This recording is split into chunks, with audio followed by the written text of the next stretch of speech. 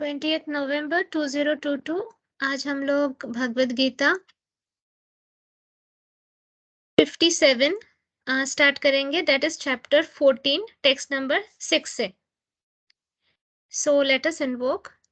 जय श्री कृष्ण चैतन्य प्रभु नित्यानंदा, श्री अद्वैत गदाधर श्री वासादि गौर भक्त वृंदा, बोलो श्री प्रभुपाद की जय। हे कृष्ण भगवान, आप हमेशा जो अपना प्रेजेंस हमको फील कराते हैं उसके लिए बहुत बहुत बहुत थैंक यू। और आज संडे सेशन में इतने सारे न्यू लोग आए थे और उन्होंने आपकी एनर्जी फील की, उसके लिए भी बहुत बहुत थैंक यू।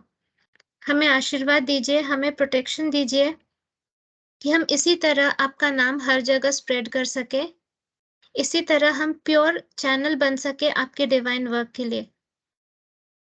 हमें मृत्यु से डर नहीं, क्योंकि हमने अब इस इनकारनेशन को सक्सेसफुली कंप्लीट किया, क्योंकि हमने खुद भी आपका नाम लिया और दूसरों को भी हमने मोटिवेट किया कि आपका नाम वो अपने मुख से ले पाए। हमने कोशिश की आपसे प्रेम करने की, और अगर उसमें हम एक कदम भी आगे बढ़े तो भी हमारा ये इनकारनेशन सक्सेसफुल। और हमने बाकी लोगों को भी हाथ पकड़कर आपके तरफ खींचा कि आप वो भी एक कदम ले सके आपसे प्रेम करने में। तो प्रभु, थैंक यू सो मच कि आपने हमारा ये जन्म सक्सेसफुल कर दिया। इसके अलावा हमें मटेरियलिस्टिक चीजों से वैसे भी मतलब नहीं है, बस इतनी कृपा करें कि हमारे सर पे छत रहे, हमारे प्लेट में खाना रहे और हमारे रिश्ते सबके साथ नॉर्मल रहे, जैसे कि हम भक्ति में पूरी तरह से मन लगा सकें। हमारा हेल्थ हमारा साथ दे और हमारा मेंटल कंडीशन एकदम नॉर्मल रहे। हम बाकी किसी उलझनों में नहीं फंसना चाहते हैं, हम पूरे हृदय से आपकी भक्ति करना चाहते हैं। ऑल अनवांटेड एनर्जीज और आत्माओं से हमें बचाइए, हमें दूर रखिए, क्योंकि वो हमारा एनर्जी और टाइम वेस्ट करते हैं। जो प्योर भक्ति करना चाहते हैं उन्हीं को हम तक लाइए। बाकी नॉन मतलब जो भक्ति के लिए रेडी नहीं है, जो सिर्फ क्रिटिसाइज करना जानते हैं, उनको हमसे दूर रखिए प्रभु। ये संकीर्तन है हमारा, और आप तो दुनिया के हर संकीर्तन मूवमेंट को प्रोटेक्ट करते हैं, तो हमारे भी संकीर्तन मूवमेंट को प्रोटेक्ट करिए प्रभु। राधे कृष्ण। तो लास्ट टाइम हमने चैप्टर 14 टेक्स्ट नंबर 5 तक किया था, अब हम लोग टेक्स्ट नंबर 6 पर हैं। इसमें श्री कृष्णा कहते हैं अर्जुन से, O sinless one, the mode of goodness being purer than the others is illuminating। हमने लास्ट सेशन में देखा था कि मोड ऑफ 3 मोड्स होते हैं, सात्विक, राजसिक, तामसिक। तो सात्विक को मोड ऑफ गुडनेस कहा जाता है, राजसिक को मोड ऑफ पैशन और तामसिक को मोड ऑफ इग्नोरेंस कहा जाता है। तो अब इसमें मोड ऑफ गुडनेस के बारे में कह रहे हैं कृष्णा जी अर्जुन को। वो सिनलेस वन मतलब जो पाप रहित होता है, जिसमें कोई पाप नहीं, तो अर्जुन को इस तरह से वो संबोधित कर रहे हैं। The mode of goodness, being purer than the others, is illuminating and it frees one from all sinful reactions. Those situated in that mode develop knowledge, but they become conditioned by the concept of happiness. The living entities conditioned by material nature are of various types. One is happy, another is very active, and another is helpless. All these types of psychological manifestations are causes of the entity's conditioned status in nature. How they are differently conditioned is explained in this section of Bhagavad Gita. The mode of goodness is first considered. The effect of developing the mode of goodness in the material world is that one becomes wiser than those otherwise conditioned. A man in the mode of goodness is not so much affected by material miseries, and he has a sense of advancement in material knowledge. The representative type is the Brahmana, who is supposed to be situated in the mode of goodness. This sense of happiness is due to understanding that in the actual mode of goodness, one is more or less free from sinful reactions. Actually, in the Vedic literature, it is said that the mode of goodness means greater knowledge and a greater sense of happiness. कुछ नहीं समझा? Okay, let's try. अब मैं अपने easy language में समझाती हूँ। जब हम मोड ऑफ गुडनेस में होते हैं, मतलब सात्विक मोड में होते हैं, उसका मतलब यही नहीं होता है। आप अगर सोचो अच्छा सात्विक मतलब सिर्फ सात्विक खाना खाना, हाँ, या सिर्फ सात्विक बातें करना, नहीं, इसमें इसको एक्सप्लेन किया जा रहा है ग्रेटर नॉलेज। नॉलेज, जिनके पास नॉलेज है, कृष्णा जी का नॉलेज है, क्रिएटर का नॉलेज है, सृष्टि का नॉलेज है, वो मोड ऑफ गुडनेस में रह सकते हैं, क्योंकि इस नॉलेज की वजह से ही हमारा पेन कम होता है। अब फॉर एग्जाम्पल हमारी भाषा में एक डे टू डे वाला लेते हैं। सपोज हम जॉब कर रहे हैं और किसी कारणवश हमें जॉब छोड़ना पड़ा या हमें जॉब से निकाल दिया जाए, तो जो इंसान तामसिक मोड में होगा, मोड ऑफ इग्नोरेंस में होगा, वो परेशान हो जाएगा, उसको स्ट्रेस होने लगेगा। लेकिन जो सात्विक मोड में होगा, उसके पास नॉलेज है और उसको पता है कि एक चींटी से लेके हाथी तक भी क्रिएटर ध्यान रखते हैं उसके खाने पीने का। तो बिकॉज ऑफ सम कार्मिक अकाउंट ये जॉब मिला था, और जब ये कार्मिक अकाउंट क्लोज हो गया, ये जॉब भी खत्म हो गई, दूसरी जॉब भी मिलेगी। खाना पीने देने का तो टेंशन भगवान का है, हमें सिर्फ प्रयत्न करना है, दैट इज ट्राई करना है। तो जब हमारे पास नॉलेज होता है, हम चीजों को, स्पेशली एडवर्सिटीज मतलब जो प्रॉब्लमेटिक सिचुएशंस को हम बेटर वे से डील कर पाते हैं। यही बिना नॉलेज के हम पैनिक करते हैं। तो सात्विक मोड में जो होता है, मतलब ऑफ कोर्स सात्विक खाना पीना ये सब तो है ही, बट सिर्फ इतना नहीं है। सात्विक मोड में होना मतलब होता है वो प्रॉपर नॉलेज में होना, सो दैट हम लाइफ की सारी परेशानियों को प्रॉपर वे से हैंडल कर सकें। ठीक है, ये इसका इस पैराग्राफ का मतलब था। The difficulty here is that when a living entity is situated in the mode of goodness, he becomes conditioned to feel that he is advanced in knowledge and is better than others. In this way, he becomes conditioned. अब देखो catch देखो, अब जो लोग mode of goodness में है, उनको slowly ना एक प्राइड आ जाता है मन में, गर्व, कि मैं तो दूसरों से बेटर हूँ, इनको तो कुछ नहीं आता, मैं तो बाबा इतना हाई लेवल का नॉलेज समझ रहा हूँ, सीख रहा हूँ, और ये कितने बुद्धू लोग हैं। यही इसी से हमारी कंडीशनिंग हो जाती है, मतलब कंटेमिनेट हो जाते हैं हम। जैसे हमारे अंदर ही प्राइड आ जाता है, तो हमें बहुत ध्यान रखना है। आप अगर मेरे पहले के भगवत गीता सेशंस में सुनते होंगे, मैं स्टार्टिंग में हमेशा कहती थी कि प्रभु स्पिरिचुअल प्राइड से बचाइए। तो जैसे जैसे हम कुछ अच्छा करने लगते हैं ना, ये स्पिरिचुअल प्राइड हम में आने लगता है। तो हमें ये बहुत ध्यान रखना है। इसका मतलब ये नहीं कि हम अपने आप को मतलब बहुत ही गया गुजरा समझे, नहीं, हम लोग सेंट्स हैं, क्योंकि हम खुद पे काम कर रहे हैं। We are not perfect people. हमने परफेक्शन नहीं अचीव किया। जिस दिन हम परफेक्शन अचीव कर लेंगे, हम गोलोक में होंगे। जब तक हम गोलोक में नहीं जा रहे, मतलब हम परफेक्ट नहीं है, लेकिन हम ट्राई कर रहे हैं ना खुद को इम्प्रूव करने की, खुद के चरित्र को निखारने की, खुद के नेगेटिव लोअर इमोशंस को हटाने की। देखो, अगर आपके सामने एक सिचुएशन आए जिसमें आप, कोई भी इंसान हो, उसको गुस्सा आ सकता है, एक सिंपल एग्जांपल, पर उस समय आपने उसको कंट्रोल कर लिया, तुरंत क्या किया आपने? आपने वर्ल्ड ऑफ डिवाइन ट्रुथ में वाइब्रेट किया। आपको गुस्सा आके आप बहुत कुछ गाली दे सकते थे, पर आपने उस चीज को कंट्रोल कर लिया, क्योंकि आपने अपने आप को डिटैच कर लिया उस सिचुएशन से, और सोचा कि ये सिचुएशन अगर मेरे सामने आ रही है, मतलब या तो मैं ये डिजर्व करता हूँ, या तो मुझे इससे कुछ सीखना है, कुछ ना कुछ इसका कंट्रीब्यूशन है, अदरवाइज ये नहीं होता, I am entitled for it. तो तुरंत क्या हुआ, आप मेटेरियलिस्टिक वर्ल्ड में ना वाइब्रेट करके आप वर्ल्ड ऑफ डिवाइन ट्रुथ में वाइब्रेट करने लगे। जैसे ही आपने ये किया, आपने क्या किया? मोड ऑफ गुडनेस को सेलेक्ट कर लिया। ठीक, तो ऐसे ही जब जो इंसान यही करता है वही सेंट है। बट सबसे प्रॉब्लमेटिक बात ये है, ये सब तो ठीक है, लेकिन जब हम अच्छा अच्छा करने लगते हैं, लोग हमारी तारीफ करने लगते हैं, तब कहीं ना कहीं अगर हमारे अंदर ये फीलिंग आ गई कि मैं दूसरों से बेटर हूं, दैट इज अगेन कंडीशनिंग, वो गड़बड़ है। क्योंकि spiritual pride leads to spiritual fall. आप लोगों को मैंने नारद मुनि की स्टोरी बताई थी।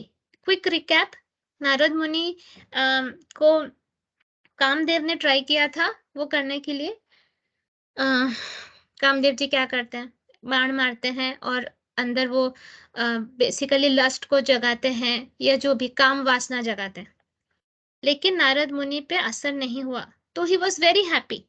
वो नाचते नाचते गए शिव जी के पास और कहा, देखो नारद कामदेव ने आप पे अटैक किया था पर आप कंट्रोल नहीं कर पाए थे, लेकिन देखिए मैंने कर लिया। यही करते करते वो ब्रह्मा जी के पास गए, यही करते करते वो विष्णु जी के पास गए। अब विष्णु जी अपने भक्तों से बहुत प्यार करते हैं और उनको पता है कि अगर भक्तों में स्पिरिचुअल प्राइड आ जाए तो उनका स्पिरिचुअल फॉल पक्का है, मतलब पक्का वो गिरेंगे। तो विष्णु जी क्या करते हैं, तुरंत ऐसी एक सिचुएशन अराइज करते हैं जिसमें भक्तों का पचका हो जाता है। पचका हो जाता है मतलब मुंह के बल गिरता है वो। तो उन्होंने नारद जी के लिए भी सेम चीज की थी। फिर आप लोगों को तो पता है वो बंदर वाली स्टोरी, कैसे उनके लिए एक वो बनाया गया, मतलब एक सुंदर सा शहर बनाया गया जिसमें एक बहुत ब्यूटीफुल राजकुमारी थी और कैसे नारद मुनि का दिल आ गया। नारद मुनि उससे विवाह करना चाहते थे तो उन्होंने विष्णु जी से कहा कि मुझे सबसे सुंदर बना दो, जैसे कि वो मेरे ही गले में वरमाला डाले। और विष्णु जी ने उनको बंदर जैसा बना दिया और वो राजकुमारी सिर्फ उनके, जब नारद मुनि के सामने वो हंस के चली गई। हाँ, और उसके बाद जब विष्णु जी आए तो वो राजकुमारी दौड़ के जाकर उसने विष्णु जी के गले में माला पहना दिया। इससे नारद मुनि बहुत गुस्सा हो गया। जब उन्होंने अपना रिफ्लेक्शन पानी में देखा उन्हें बहुत गुस्सा आया और उन्होंने फिर श्राप दिया कि जैसे मेरे, जिससे मैं प्यार करता था, आपने उसको मुझसे दूर किया, वैसे आपको भी दूर होना पड़ेगा। तो और आपको इसी वानर रूपी जीवों से हेल्प लेना पड़ेगा जो आपने मुझे बनाया। तो इसलिए रामायण घड़ा पूरा। तो राम को सीता से विरह फेस करना पड़ा और वानर रूपी मतलब हनुमान और उनकी पूरी सेना से हेल्प लेना पड़ा। लेकिन हमें क्या समझना है कि जब जब हमारे लाइफ में प्रॉब्लम्स आएंगे, डिफिकल्टीज आएगी, हमें ये स्टोरी याद करना है कि कृष्णा जी की ये अनुकंपा है, कृष्णा जी की ये कृपा है। तो कृष्णा जी की अनुकंपा ऐसी होती है जो बाहर से लगेगी कि इट इज वेरी हार्श।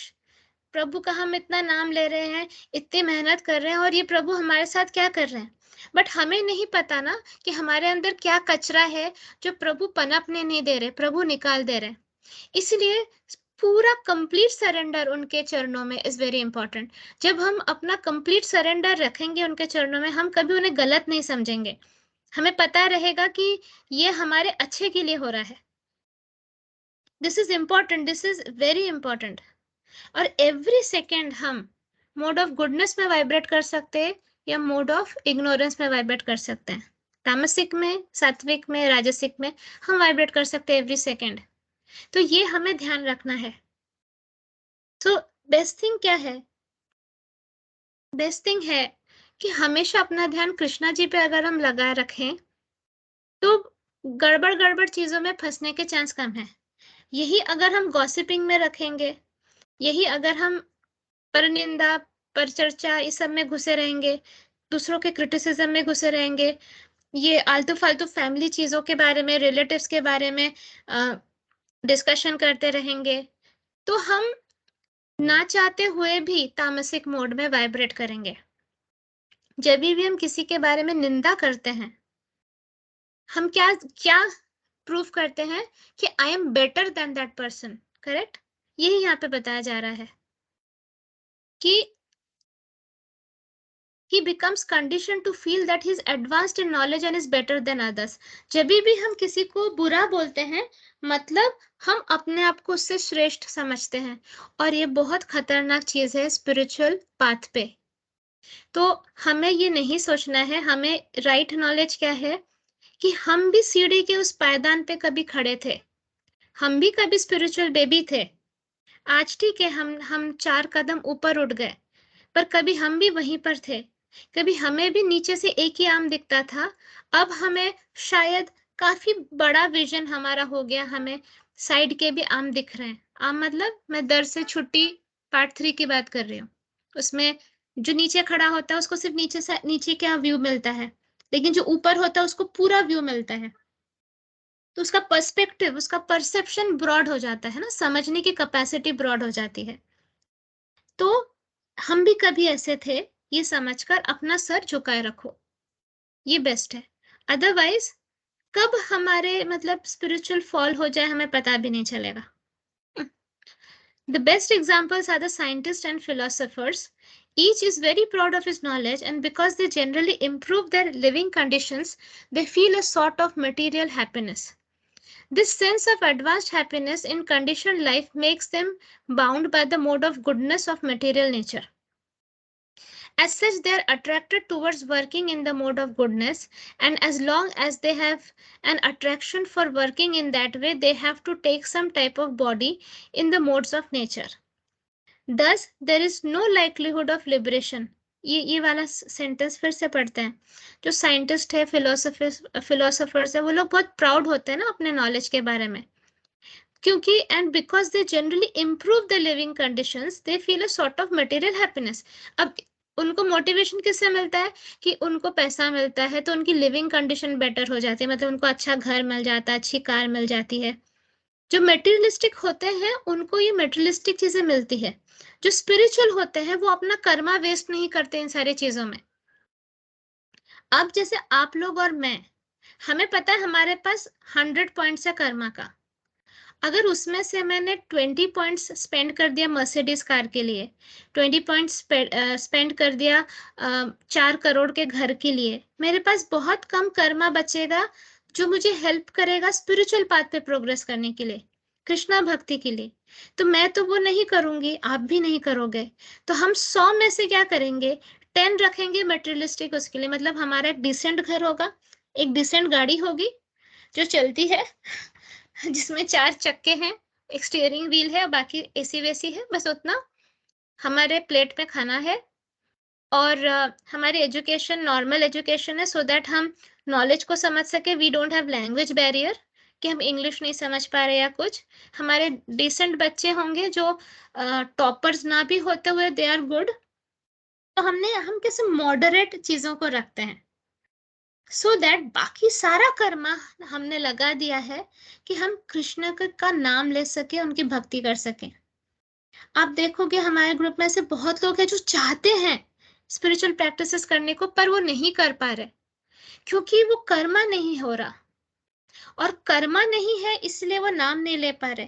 पर तब क्या करना है, अपने आप को बोलना है कि मैं जितना भी ले सकूं, मुझे रोज फोर्सिबली कोशिश करना है बढ़ाने की, क्योंकि कृष्णा का नाम लेने के लिए कर्मा चाहिए। तब सेवा करना शुरू करो।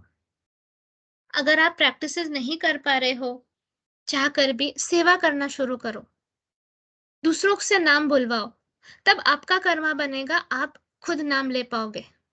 किसी को भी करो, अपने मेड सर्वेंट को करो। आज ही मैं सेशन में बोल रही थी, चैतन्य महाप्रभु ने कहा है ना, जारे देखो तारे कृष्ण नाम बोलिया, ऐसे कुछ तो कहा, मतलब जिससे देखो उससे कृष्ण नाम बोलो।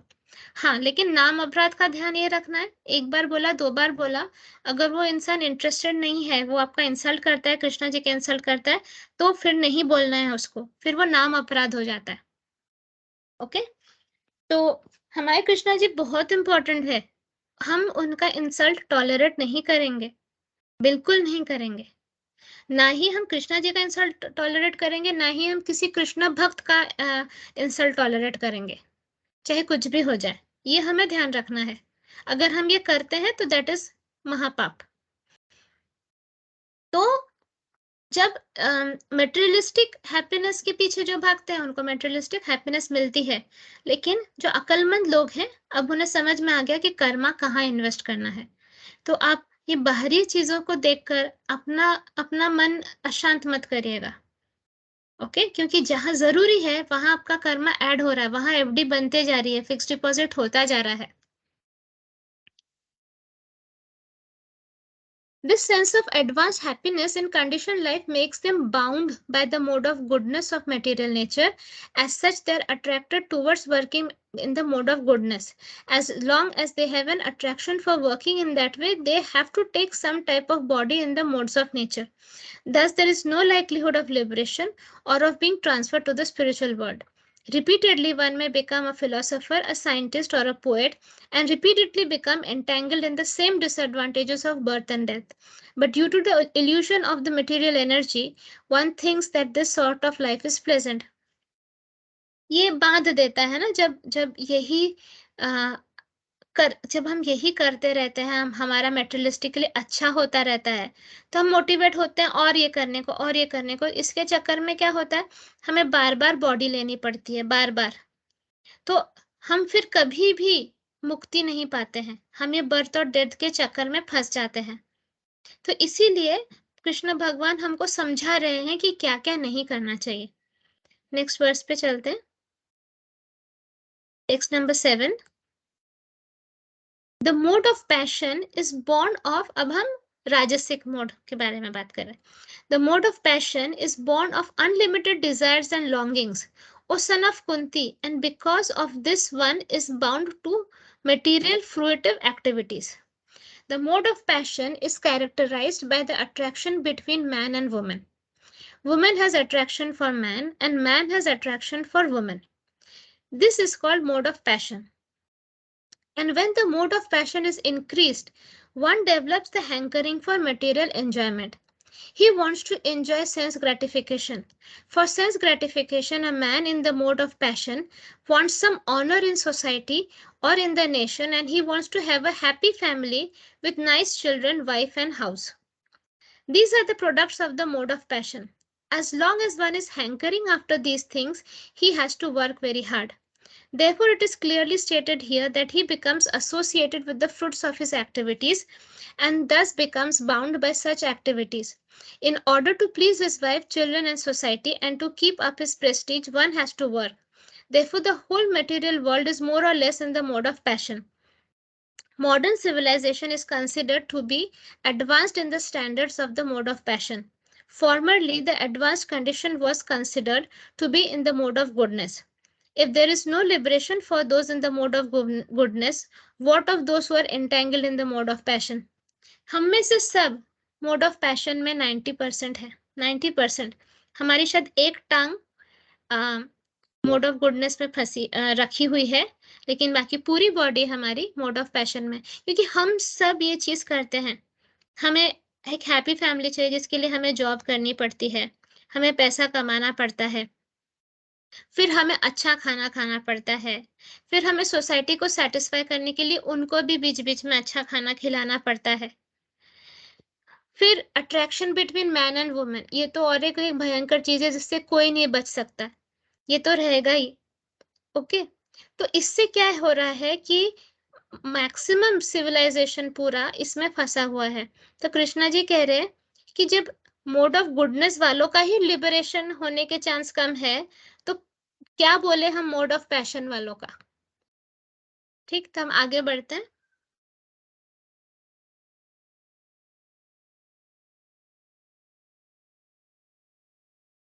O son of Bharata, the mode of ignorance causes the delusion of all living entities.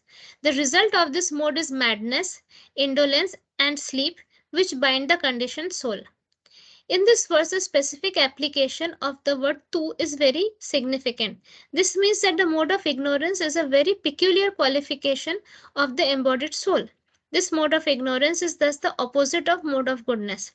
In the mode of goodness, by development of knowledge, one can understand what is what, but the mode of ignorance is just the opposite. हमें इतना तो समझ में आ गया कि mode of ignorance मतलब तामसिक mode सात्विक मोड का ऑपोजिट है। अब इसमें क्या होता है, everyone under the spell of the mode of ignorance becomes mad and a mad man cannot understand what is what. ये हमने देखा है, मतलब जो मोड ऑफ इग्नोरेंस में रहता है वो पूरा पागल रहता है, और पागल इंसान को समझ में नहीं आता। पागल मतलब से कपड़े फाड़ के हा हा हा हा करके चिल्लाकर रास्ते में घूमने वाला पागल नहीं।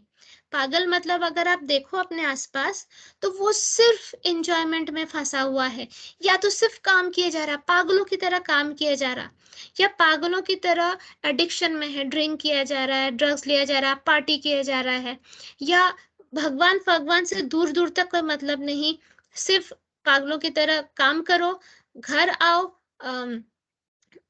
स्पाउस के साथ इंटीमेट हो, बच्चे पैदा करो और फिर से पागलों की तरह उसी फिर से उसमें चले जाओ, एन्जॉय करो, खाना खाओ, पार्टी करो, ये सब में। तो यहाँ पर कृष्णा जी कहाँ है? ऐसे लोगों की ज़िंदगी में कृष्णा जी कहाँ है? कहीं नहीं है ना, तो फिर वो पागल ही तो हुआ ना। ये तो पागल इंसान ही ऐसा करेगा ना। ह्यूमन बर्थ का ही पूरा पर्पस ही वो गड़बड़ कर दे रहा है, करेक्ट? तो हमें भी ये ध्यान रखना है, कहीं हम भी इसमें तो नहीं फँस जा रहे। आप लोग अपने लाइफ में झाँक कर देखो, क्या सुबह से रात तक आप सिर्फ जॉब करते रहते हो? फिर नेक्स्ट डे की तैयारी करते हो? Is it worth it? इसलिए आए हम यहाँ पर। थोड़ा रुको, थोड़ा समझो। We need a quality life. ठीक है, 4 पैसे कम हो, लेकिन ऐसी लाइफ हो कि जहाँ पर आपको भक्ति करने का मौका मिले। ये बहुत इम्पोर्टेंट है। अपनी चाहिदा, अपनी इच्छाओं को कम कर दीजिए, तो आपको ऐसे दौड़-भाग करने की ज़रूरत इतनी नहीं पड़ेगी। कितना चाहिए हमको? देखो, प्रभुपाद जी कहते हैं 2 रोटी खाओ, सो दैट आत्मा और शरीर इंटैक्ट रहे। ओके, मैं नहीं कह रही कि 2 रोटी खाओ, फिर हमें काफ़ी डेफिशिएंसीज़ डेवलप हो जाएँगी। लेकिन इतना ज़्यादा भी हमें प्लंडर करने की ज़रूरत नहीं है। मतलब हम कम में भी अपनी ज़िंदगी चला सकते हैं, अगर हम शोबाजी में ना जाएँ तो। पर उसके लिए वो स्ट्रॉन्ग विल पावर चाहिए कि हमारा एम क्या है। अगर हमारा एम कृष्णा है, तो हमें फ़र्क नहीं पड़ेगा कि लोग हमारे बारे में क्या कहते हैं। पर अगर हमारा एम कृष्णा नहीं है, तो हमें मैटर करेगा। और अनफॉर्च्युनेटली कलयुग के वजह से आसपास के सारे लोग बहुत मटेरियलिस्टिक हैं। तो उनके साथ अगर आप पीयर प्रेशर में कोप करने गए, तो खत्म हो गया सब कुछ। सपोज़ आप ड्रिंक स्मोक नहीं करते, पर आपके ऑफिस में लोगों ने कहा कि अरे मतलब व्हाट इज़ दिस? मतलब आपको लग रहा है कि अब आपको अलग नज़रों से देखा जा रहा है। वो लोग नीचे जाते हैं स्मोक करने तो आपको नहीं बुलाया जाता, व्हाटएवर। तो you feel left out and all this. आप गए काम से फिर। देखिए, मैं ना स्मोक करती हूँ, ना ड्रिंक करती हूँ, ना चाय पीती हूँ, ना कॉफ़ी पीती हूँ, ना कोल्ड ड्रिंक्स पीती हूँ। ऑफिस में लोग चाय पीने नीचे जाते हैं, मैं नहीं जाती हूँ। नॉन-वेज के टाइम पे मैं नहीं खाती हूँ, लेकिन मेरा इतना कॉन्फिडेंस रहता है कि मैं यहाँ काम करने आई हूँ, काम करूँगी, सबके साथ अच्छे से बात करती हूँ। और कोई भी परेशानी होती है ना, तो लोग अपनी परेशानी लेकर मेरे पास आते हैं। दे फील कंफर्टेबल मेरे साथ डिस्कस करने के लिए। वो जिनके साथ चाय पीते हैं या जिनके साथ स्मोक करने जाते हैं, उन्हें भी नहीं बता पाते। सो अपना ऑरा और अपनी पर्सनैलिटी ऐसे बनाइए कि आपका ऑरा ऐसा ब्राइट शाइनी हो कि लोगों को, मेरे ऑफिस में मेरे कलीग्स कहते हैं कि जब वो ऑफिस में एंटर करता है और वो देखते हैं कि मैं बैठी हूँ, they feel warm and cosy as if वो अपने घर आए हैं। मैं सच बोल रही हूँ। क्यों ऐसे कहते हैं? बिकॉज अपना ऑरा आपको ऐसा बनाना है, आपको दूसरों की तरह इमिटेट नहीं करना है। मैं बैठकर अपना ऑफिस का काम करती हूँ, जब भी चांस मिलता है चैंटिंग करती हूँ, जब भी चांस मिलता है भगवान को सिर्फ I love you, I am sorry और थैंक यू बोलते रहती हूँ। और जो भी इंसान मेरे पास आता है उसे सिर्फ प्यार देती हूँ, उसको समझती हूँ, उसे क्रिटिसाइज नहीं करती, उसको मोटिवेट करती हूँ।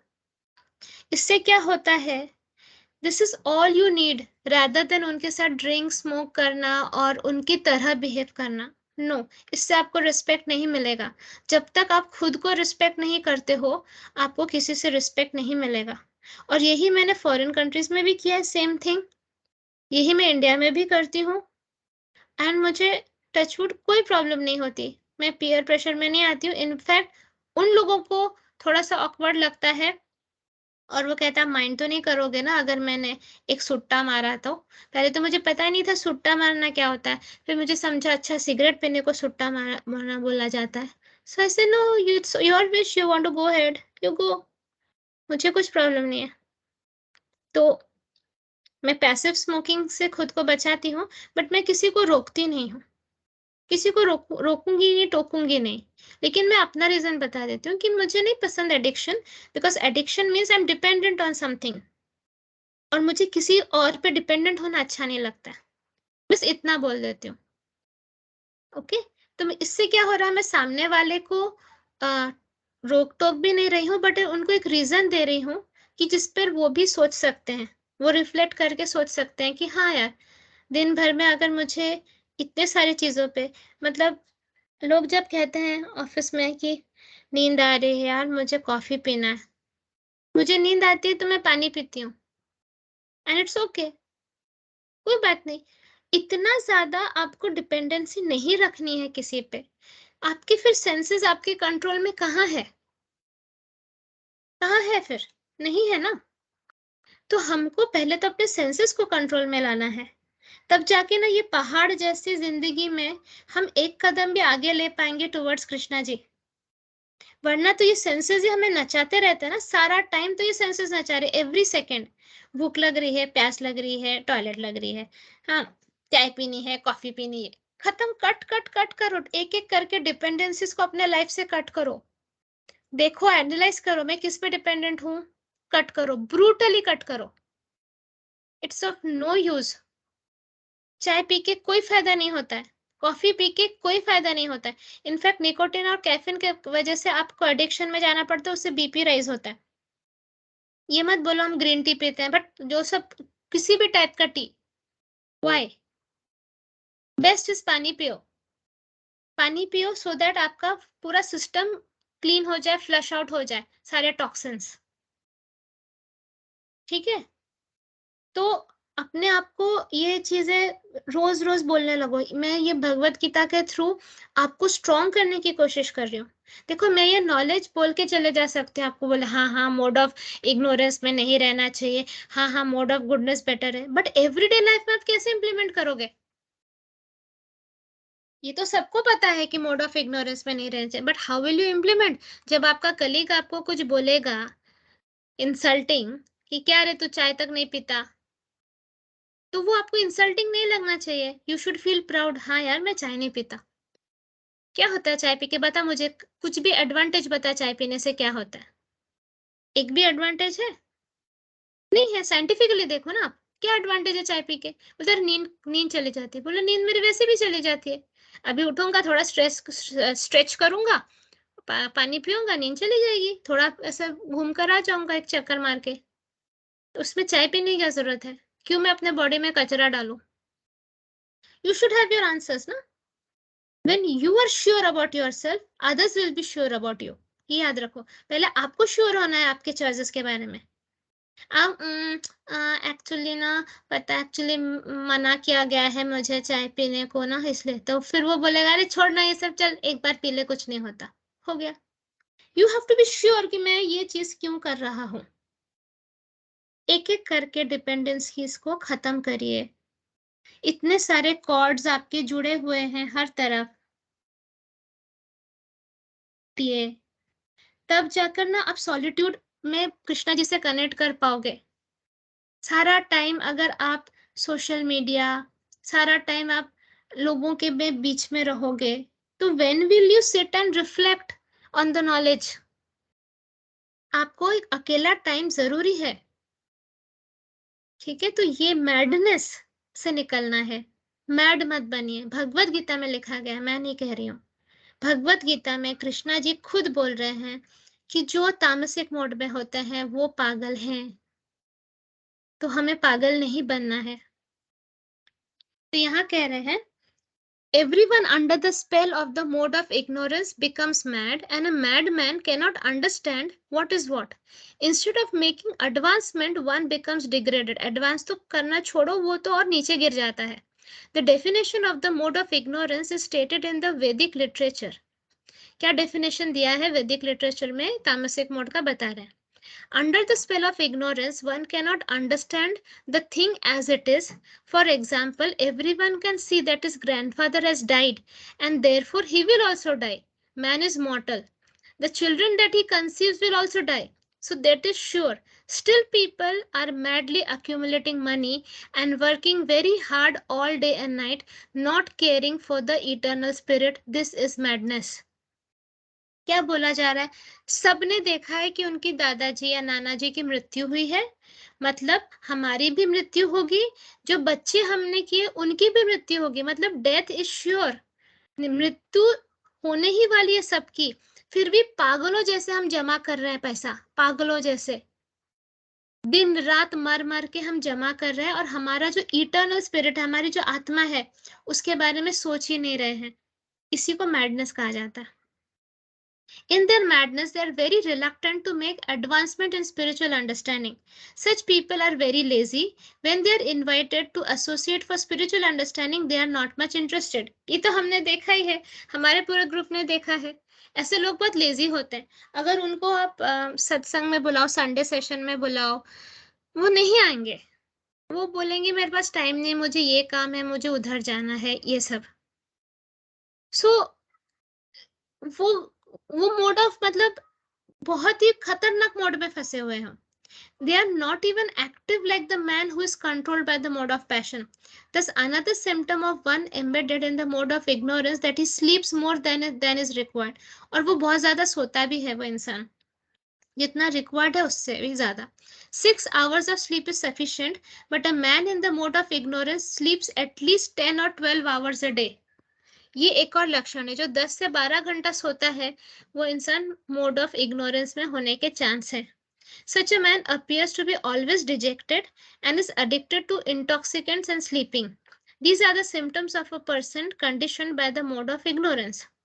तो ऐसा इंसान हमेशा परेशान दिखेगा, उसको इंटॉक्सिकेंट्स मतलब अल्कोहल, सिगरेट, ये सब से वो अडिक्टेड होगा और वो सोएगा. सो ये भगवान ने कहा है, ये सिम्टम्स है जिन जो तामसिक मोड में है. Okay,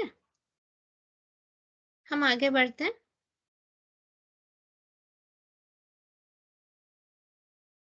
text number 9.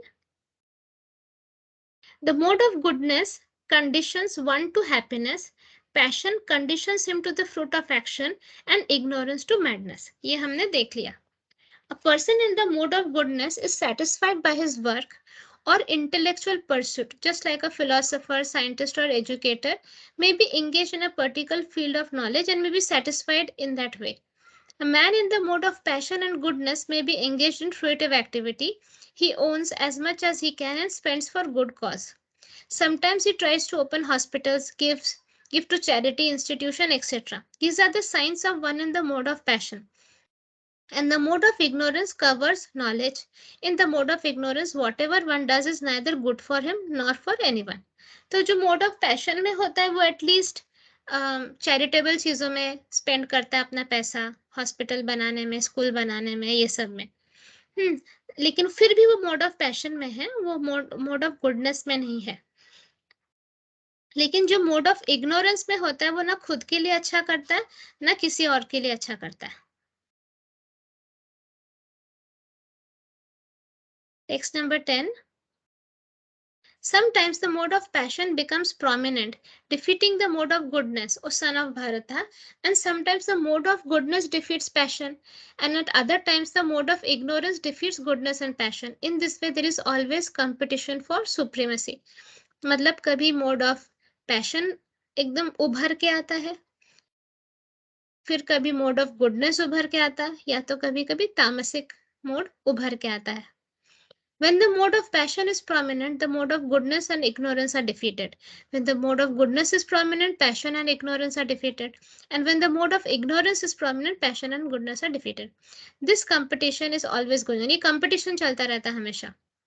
Therefore, one who is actually intent on advancing in Krishna consciousness has to transcend these three modes.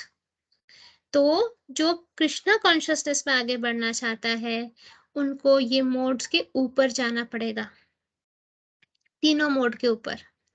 The prominence of some certain mode of nature is manifested in one's dealings, in his activities, in eating, etc.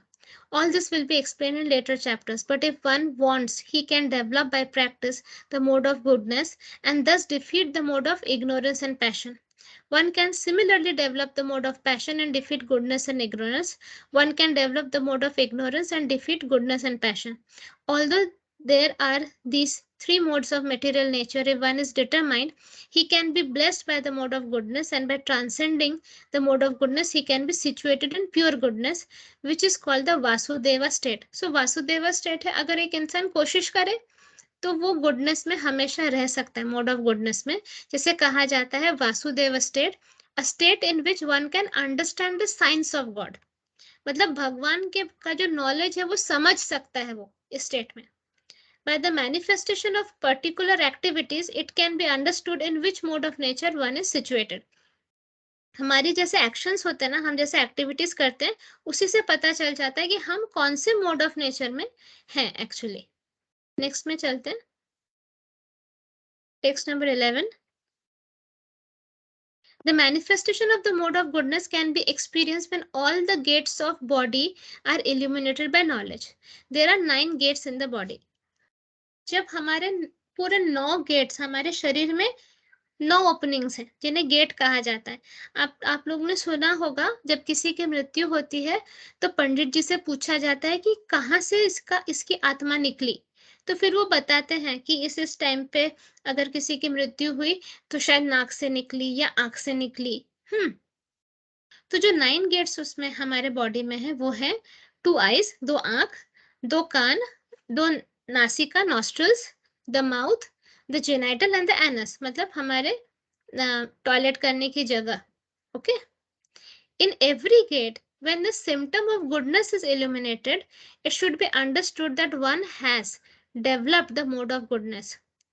तो जब हर एक gate में the symptom of goodness एकदम प्रकाशित हो जाए तो हमें समझना चाहिए कि हमने मोड ऑफ गुडनेस डेवलप कर दिया। In the mode of goodness, one can see things in the right position, one can hear things in the right position, and one can taste things in the right position. One becomes cleansed inside and outside. In every gate, there is development of the symptoms of happiness, and that is the position of goodness. मतलब मैं आपको ये चीज बोल सकती हूँ, ये इतना डिटेल में ना जाकर, मतलब अनूप जलोटा का जो गाना है हाथ जो भगवान का पूजन किया करे, है ना, है मुख जो सुमिरन किया करे। मतलब बेसिकली हमारे हर एक ऑर्गन जब भगवान के काम में आता है, दैट मीन्स वो हमारे सारे बॉडी के पार्ट्स मोड ऑफ गुडनेस में है। इतना समझ लीजिए। सिर्फ 9 गेट्स ही क्यों, हमारा हर एक सेल भगवान के काम में आना चाहिए, हर एक सेल बॉडी का। मुख से तो कृष्णा जी के बारे में बोलना है, अच्छा बोलना है, कान से तो कृष्णा जी के बारे में सुनना है, हाथ से तो कृष्णा जी की सेवा करनी है। हर एक चीज, हर एक बॉडी का पार्ट कृष्णा जी के काम में यूज करना है। आगे बढ़ते हैं, text number 12। O chief of Bharatas, when there is an increase in the mode of passion, the symptoms of great attachment, uncontrollable desire, hankering, and intense endeavor develop. One in the mode of passion is never satisfied with the position he has already acquired. He hankers to increase his position. जो mode of passion में होता है उसको वो satisfied नहीं रहता। अगर वो मैनेजर है उसको CEO बनना होगा, मतलब उसको और आगे बढ़ना और आगे बढ़ना। ये जो आप चारों तरफ आप मोटिवेशनल स्पीच और ये सब सुनोगे जिसमें आपको पुश किया जाएगा कि और आगे बढ़ो और इम्प्रूव करो, ये आपको मेटेरियलिस्टिक चीजों के तरफ पुश किया जाता है। ठीक है, आप इट्स नॉट, मैंने ये नहीं कह रही हूँ कि आपका प्रमोशन होना गलत है, लेकिन मैं आपको ये कह रही हूँ एट व्हाट कॉस्ट। आप बहुत ऊंचे पोस्ट पे जाओगे तो फ्री में तो there is no free breakfast. उतना ही मेहनत आपको करना है, मतलब उतना ही टाइम और एनर्जी आपको देना है। क्या फायदा होगा? आप बड़े से घर में रहोगे, पैलेस जैसे घर में, आपका बहुत पैसा होगा पर आपके बच्चों को आप टाइम नहीं दे पाओगे, आप अपने हेल्थ के लिए टाइम नहीं दे पाओगे, सबसे इंपॉर्टेंट आप कृष्णा जी के लिए टाइम नहीं दे पाओगे, जो आपका रियल पर्पस है इनकारनेशन का, उसके लिए आप टाइम नहीं दे पाओगे। क्या मतलब है? उससे अच्छा मैंने लाइफ में हमेशा मेरी जो भी क्वालिफिकेशन हो, बट मैंने कोशिश की है कि उतना हाई फाई जॉब मैं ना करूं, क्योंकि ऑलरेडी मेरे ऊपर मेरी फैमिली संभालने की रिस्पॉन्सिबिलिटी तो रही है। एक माँ के लिए बच्चों को तो देखना ही पड़ता है, और आप जानते हो 2 बच्चे मतलब कितना ज्यादा काम होता ही है। तो मैंने हमेशा ऐसे जॉब्स लिए हैं, भले मेरी क्वालिफिकेशन कितनी भी हाई हो, लेकिन मैंने ऐसे जॉब्स लिए जिसमें मैं बैलेंस कर सकूं कि family and spirituality and job. जब मुझे फील होता है, कभी भी किसी जॉब में फील होता है कि मैं स्पिरिचुअलिटी के लिए टाइम नहीं दे पा रही हूँ, मैं वो जॉब छोड़ देती हूँ। मैं एकदम ब्रूटली वो जॉब छोड़ देती हूँ। फिर मेरे सीवी में गैप दिखे, फिर मेरे सीवी में कुछ भी दिखे, मुझे मैटर नहीं करता है। क्योंकि मेरा एम है ही नहीं कि मैं अंबानी बनूँ। मेरा एम है कि 2 वक़्त की रोटी मिले मुझे और मेरे परिवार को, जैसे कि आत्मा और शरीर इंटैक्ट रहे और मुझे सोचना ना पड़े पैसे कमाने के बारे में और मैं भक्ति कर सकूँ प्रॉपर्ली। ये मेरा अप्रोच रहा है। इसकी वजह से हो सकता है मुझे बहुत क्रिटिसिज़्म भी सुनना पड़ता है। मुझे काफ़ी लोग कहते हैं you are overqualified for this job. तो मैं कहती हूँ it's okay, I have chosen it due to some reason. अभी भी, और जब मुझे ब्रेक लेना पड़ता है, अगर मैं बहुत ओवरवेल्म्ड हो जाऊँ, मतलब सिर्फ़ जॉब कर के, मेहनत कर के ओवरवेल्म हो जाऊँ, मेरी आत्मा सूख जाती है। मैं अगर तीर्थ नहीं जा पा रही, मुझे छुट्टी नहीं मिल रही है जाने के लिए तीर्थ, तो मेरी आत्मा सूख जाती है। मैं कृष्णा जी का नाम नहीं ले पा रही, मेरी आत्मा सूख जाती है। मैं भगवत गीता सेशंस नहीं बना पा रही, मैं प्रॉपर पोस्ट नहीं बना पा रही, मैं प्रभु के साथ लीन होकर 10 मिनट भी नहीं बैठ पा रही, उनको अपना प्रेम नहीं व्यक्त कर पा रही, मेरी आत्मा सूखने लगती है, तब मैं छोड़ देती हूँ। उतना पैसा जमा करके रखती हूँ कि एवरीडे लाइफ में प्रॉब्लम नहीं होगी, लेकिन कभी भी एक्सेस करने की कोशिश नहीं करती हूँ। फिर हो सकता है बाकी के लोगों को लगे कि मैंने उतना कुछ लाइफ में अचीव नहीं किया, and I am absolutely okay with it. अगर मीडियोकर करियर तो मीडियोकर करियर ही रहे, I am absolutely okay with it. Um मेरा कुछ और है, मुझे कोई फर्क नहीं पड़ता लोग मेरे बारे में क्या सोचते हैं।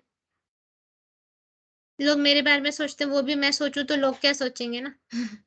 इसीलिए हमें सिर्फ यही सोचना है कि कृष्णा जी हमारे बारे में क्या सोचते हैं, और इससे आपका पीस मेंटेन रहेगा।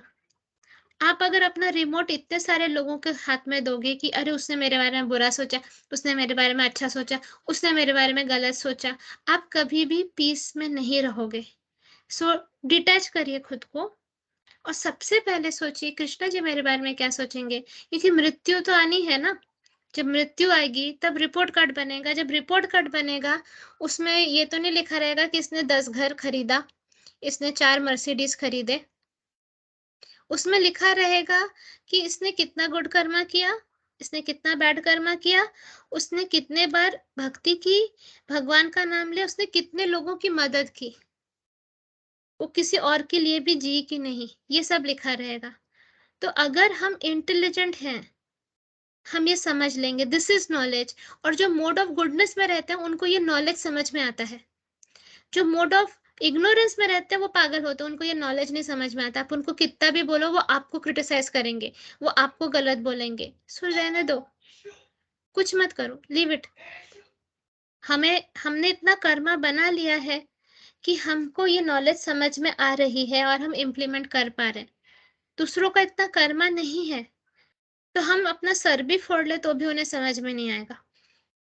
So do not be so much worried about that. हम खुद को इम्प्रूव करना है। अब हमें देखकर कोई और इम्प्रूव करना चाहता है, वेल एंड गुड। हमारे साथ कोई चलना चाहता है, वेल एंड गुड। नहीं चलना चाहता है तो कोई बात नहीं, हम चलते रहेंगे आगे। This should be your actually passion Krishna ji के लिए। जस्ट बिकॉज आपका स्पाउस आपके साथ नहीं चल रहा है तो आप भी नहीं जाओगे इस रास्ते पे, दैट इज फुलिशनेस। इसका मतलब आप तामसिक मोड में हो। तो ये हमको ध्यान रखना है। Text number 13। O son of Kuru, when there is an increase in the mode of ignorance, madness, illusion, inertia, and darkness are manifested. When there is no illumination, knowledge is absent. One in the mode of ignorance does not work by regulative principle. He wants to act whimsically for no purpose. Even though he has the capacity to work, he makes no endeavor. This is called illusion. Although consciousness is going on, life is inactive. These are the symptoms of one in the mode of ignorance. तो mode of ignorance के और symptoms बोला है, illumination ही नहीं है, मतलब वो knowledge का प्रकाश ही नहीं है, knowledge ही absent है। तो वो कोई रेगुलेटिव प्रिंसिपल्स फॉलो नहीं करेगा, वो कोई रूल वूल फॉलो नहीं करेगा, वो कुछ भी करेगा, उसको जो मन आएगा वो कुछ भी करेगा, जो मोड ऑफ इग्नोरेंस तामसिक मोड में होते हैं। भले उसका कैपेसिटी हो काम करने का, लेकिन वो वर्क हार्ड नहीं करेगा, इसी को इल्यूशन कहते हैं। उसकी लाइफ बहुत इनएक्टिव रहती है। ठीक है, तो ये सारे सिम्टम्स रहते हैं मोड ऑफ इग्नोरेंस के। देख लो भाई, हम में से किसी का है क्या? एक्चुअली होता तो कोई सुनेगा भी नहीं। भगवत गीता ही नहीं सुनेगा मोड ऑफ इग्नोरेंस वाला पर्सन। आप उसको जितना भी सुनाने की कोशिश करो, वो सुनेगा ही नहीं। When one dies in the mode of goodness, he attains to the pure higher planets. One in goodness attains higher planetary system like Brahmalok or Janalok and there enjoys godly happiness. The word Amalan is significant. It means free from the mode of passion and ignorance. These are impurities in the material world, but the mode of goodness is the purest form of existence in the material world. There are different kinds of planets for different kinds of living entities. Those who die in the mode of goodness are elevated to the planets where great sages and great devotees live. Okay, अब इस बात को जरा समझते हैं। Mode of goodness में हम अगर रहते हैं, मरने के बाद हम highest planetary system that is Brahmaloka तक पहुंचते हैं। पर ब्रह्मलोक भी मटेरियल वर्ल्ड के अंदर आता है। जनलोक या ब्रह्मलोक हायर प्लैनेट्स हैं, बट वो मटेरियल वर्ल्ड के अंदर आता है। मतलब आप वहां जाओगे, आप गॉडली हैप्पीनेस एंजॉय करोगे, मतलब very good level of life, सब कुछ अच्छा। आप free from passion and ignorance हो जाओगे, इम्प्यूरिटी से दूर हो जाओगे। मतलब आप ऐसे सोचो, आप 5 स्टार होटल की जो फैसिलिटीज आप अगर एंजॉय करो, दैट इज ब्रह्मलोक। ठीक है, 1 स्टार होटल की फैसिलिटी हो गई ये अर्थ। तो जब आप मोड ऑफ गुडनेस में रहकर मरते हो, आप 5 स्टार होटल में जाते हो, लेकिन 5 स्टार होटल का स्टे भी खत्म होता है, फिर आपको वापस आना पड़ता है 1 स्टार पे। मतलब ब्रह्मलोक में तब तक रहोगे जब तक आपका उतना गुड कर्मा है। जैसे वो गुड कर्मा खत्म, आपको दोबारा अर्थ पे आना पड़ेगा। क्यों? क्योंकि ये मेटेरियलिस्टिक वर्ल्ड का एक पार्ट है, समझ रहे? तो जो जो अच्छे डिवोटीज होते हैं वो भी ब्रह्मलोक तक पहुंचते हैं, जो साधु संत होते हैं वो भी ब्रह्मलोक तक पहुंचते हैं, जो जिन्होंने बहुत दान दिया है, सब कुछ किया, वो भी ब्रह्मलोक तक पहुंचते हैं। बट वहां पे एंजॉय करते हैं कुछ देर, लेकिन फिर उन्हें वापस आना पड़ता है। अब अगर हम लोग स्मार्ट हैं तो हम ब्रह्मलोक के लिए एम नहीं करेंगे, हम गोलोक के लिए एम करेंगे, जहां से वापस नहीं आना पड़ता है। और गोलोक में पहुंचने के लिए हमें ऑलरेडी पता है कि हमें क्या करना है। तो अब आपका लाइफ आपके सामने है, भगवत गीता का नॉलेज आपके सामने है। You want to be a good human being, ठीक है, आप मोड ऑफ गुडनेस में रहोगे। आप एक बहुत बड़े डॉक्टर हो सकते हो जो सब पेशेंट्स की बहुत अच्छे से सेवा करता है। आप एक पैसे वाले आदमी हो सकते हो जो गरीबों को बहुत दान देता है। आप काइंड हार्टेड पर्सन हो सकते हो जो गरीबों को फ्री में सिखाता है, वॉटेवर। मतलब आप मोड ऑफ गुडनेस में हो, लेकिन इससे आपको गोलोक नहीं मिलेगा, ये ध्यान रखो। आप ब्रह्मलोक तक जाकर वापस आओगे। नेक्स्ट टेक्स्ट है text number 15। When one dies in the mode of passion, he takes birth among those engaged in fruitive activities. And when he dies in the mode of ignorance, he takes birth in the animal kingdom. Some people have the impression that when the soul reaches the platform of human life, it never goes down again. This is incorrect. According to this verse, if one develops the mode of ignorance, after his death, he is degraded to the animal form of life. From there, one has to again elevate himself by evolutionary process to come again to the human form of life. Therefore, those who are actually serious about human life should take to the mode of goodness and in good association transcend the modes and become situated in Krishna consciousness. This is the aim of human life. Otherwise, there is no guarantee that the human being will again attain to the human status. Okay, जब मैंने healing का course किया था तो मेरे जो गुरुजी थे, Reddy sir, उन्होंने कहा था कि अगर आप ह्यूमन लाइफ में एक बार जन्म ले लेते हो, तब आप कभी भी एनिमल लाइफ में नहीं जाओगे। अब यहाँ पर भगवत गीता में लिखा जा रहा है कि आप अगर मोड ऑफ इग्नोरेंस में मरते हो तो आपका एनिमल का जन्म हो सकता है। तो ये दोनों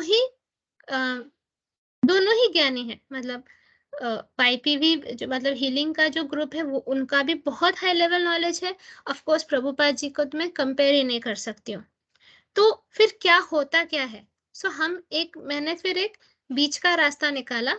हम ऐसे सोचेंगे कि एग्जैक्टली एनिमल ना होकर एनिमल जैसे लाइफ हो सकता है। यहाँ पर ये लिखा है कि एनिमल के जैसे लाइफ हो सकता है, एनिमल किंगडम में ही हो, आई डोंट नो। मैं किसी कोई भी नॉलेज को कॉन्ट्राडिक्ट नहीं करूंगी।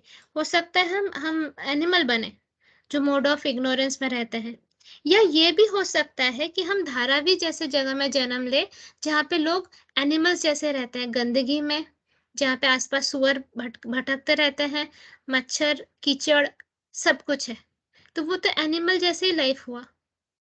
तो दोनों चीज हो सकती है। बेसिकली हम किसी भी नॉलेज को कॉन्ट्राडिक्ट नहीं करेंगे, बस हम इससे जो जिस्ट है वो समझ लेते हैं कि कुछ भी हो जाए मोड ऑफ इग्नोरेंस में नहीं मरना है हमको। ये हमें ध्यान रखना है। हम वो कंट्रोवर्सीज में नहीं जाएंगे। अभी हम इसके बाद चूहा बन के जन्म लेते हैं, या एज पर भारत वाला जो राजा भरत की जो स्टोरी थी वो डियर बन के जन्म लिया उन्होंने, लेकिन वो मोड ऑफ इग्नोरेंस में नहीं थे। लेकिन उनको डियर से प्यार हो गया, मोह में आ गए, और मरते वक्त आप जिसको भी सोचते हो आप उसका जन्म लेते हो। तो again you see there is a controversy. तो आपका वो मोड की वजह से ही आप एनिमल बनोगे ऐसी गारंटी नहीं है। मतलब सिर्फ मोड के वजह से नहीं, आप अगर एनिमल के बारे में सोच के मरते हो तो भी आपको एनिमल जैसे हो सकते हो आप। तो हमको नहीं पता ना ये सब। हम लोग क्या करेंगे, हम यही सोचेंगे कि हमारी लाइफ ऐसी हो कि मृत्यु के वक्त हमको कृष्णा जी याद है। हमें रिस्क ही नहीं लेना। हो सकता है YPV सही हो सकता है प्रभुपाद जी सही हो सकता है पुराने स्क्रिप्चर सही हो, हमको नहीं पता। हमें इतना पता है कि हम मोड ऑफ इग्नोरेंस में नहीं मरना है, और मरते वक्त हमको किसी के बारे में नहीं सोचना है कृष्णा जी के अलावा। तो अपने डीप अटैचमेंट्स को टेक केयर करना अभी से शुरू करो, क्योंकि मृत्यु कभी भी आके खड़ी हो जाएगी सामने, तब तो आप कट कट कट नहीं कर सकोगे ना। तो अभी से देखो आपका डीप अटैचमेंट किस किस के साथ है, और एवरीडे थिंक अबाउट डेथ कि आज अगर मैं मरती हूँ तो मेरा रिपोर्ट कार्ड कैसा रहेगा।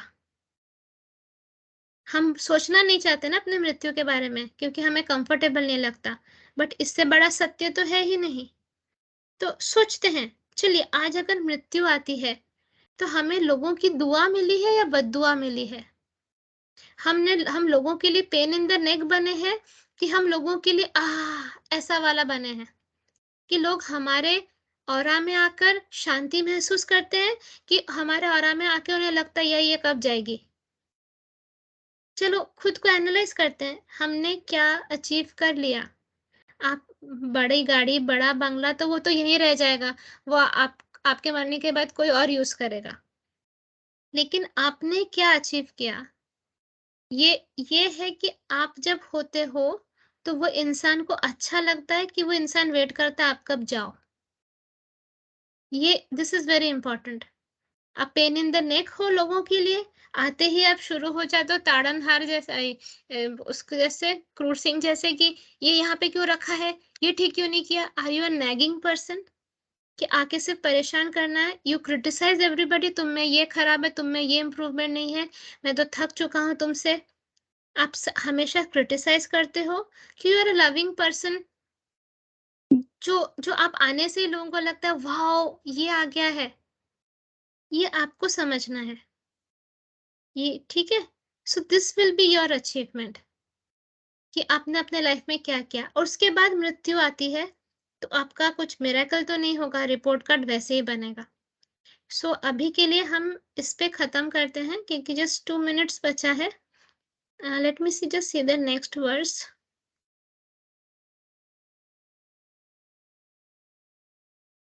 हाँ ये बड़ा है, बाप रे ये बहुत बड़ा है। तो हम लोग चैप्टर 14 टेक्स्ट नंबर 15 पे खत्म करते हैं। और शांति से बैठिए। हे कृष्णा जी, सारा नॉलेज आप ही दे रहे हैं। इस दुनिया में बहुत टाइप के नॉलेज हैं जिससे हम कंफ्यूज हो सकते हैं, लेकिन हमारे लाइफ में कंफ्यूजन का कोई सवाल ही नहीं उठता, क्योंकि हमें पता है कि सब कंफ्यूजन का आंसर है कृष्णा। हमें बस इतना पता है कि हमें आपकी भक्ति करनी है, आपका नाम लेना है, आपके दिखाए हुए रास्ते पे चलना है।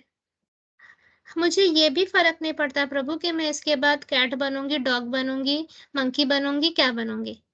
मुझे बस इतना पता है कि मैं कुछ भी बनूँ, बस मुझे आपके चरण चाहिए और मैं आपकी सेवा कर सकूँ, बस। बाकी मुझे किसी चीज़ से कोई मतलब नहीं है। तो प्रभु बस ये अपॉर्च्युनिटी दीजिए कि मेरा कैसा भी नेक्स्ट बर्थ हो, अभी आने वाला भी जो मेरी मेरी लाइफ है, उसमें भी अपनी सेवा का मौका मुझसे मत छीनिएगा प्रभु। बस उतना ही रिक्वेस्ट है आपसे। बाकी जो भी होगा, मुझे अपने कर्मों के हिसाब से तो वो झेलना पड़ेगा ही। बस आप साथ मत छोड़ना, जो कि आप कभी छोड़ते नहीं हो। हम ही नालायक बच्चे हैं, आपको छोड़ के भागते हैं। तो प्रभु मेरा माइन्यूट इंडिपेंडेंस के भी आपके चरणों में मैं दे देती हूँ, सरेंडर करती हूँ कि आप ही मेरे ड्राइवर सीट पे बैठो, आप ही मेरी ड्राइवर बनकर मेरी गाड़ी चलाइए ज़िंदगी का। मुझे सिर्फ़ आपसे मतलब है और कुछ नहीं। मुझे बाकी सारे स्ट्रेस, सारे परेशानियाँ, सारे डीप अटैचमेंट से मुक्त करिए प्रभु। ये सब सिर्फ़ टाइम वेस्ट है और एनर्जी वेस्ट है। मैं आपसे रिक्वेस्ट करती हूँ कि मेरा डीप अटैचमेंट कॉर्ड्स जिसके साथ जुड़ा हुआ है, जिन चीज़ों के साथ जुड़ा हुआ है, उसको आप ही ख़त्म कर दीजिए। मैं उनके साथ कुछ बैड सिचुएशन फेस करके नहीं ख़त्म करना चाहती हूँ। मैं कड़वाहट लाके नहीं ख़त्म करना चाहती हूँ। मैं इन कॉर्ड्स को भी आपके चरणों में दे रही हूँ कि आप ही इन कॉर्ड्स को ख़त्म कर दीजिए, जैसे कि मैं मुक्त होकर सिर्फ़ आपकी भक्ति कर सकूँ। राधे कृष्ण। जय श्री कृष्ण चैतन्य प्रभु नित्यानंदा, श्री अद्वैत गदाधर श्रीवासादि गौरव भक्त वृंदा। बोलो श्री प्रभुपाद की जय। Thank you Radha Krishna for this wonderful opportunity of Bhagavad Gita. Please bless us कि हम spiritual pride, spiritual fall से बचे, हम तीनों मोड्स के ऊपर उठकर आपकी भक्ति और आपकी सेवा कर सकें। Thank you.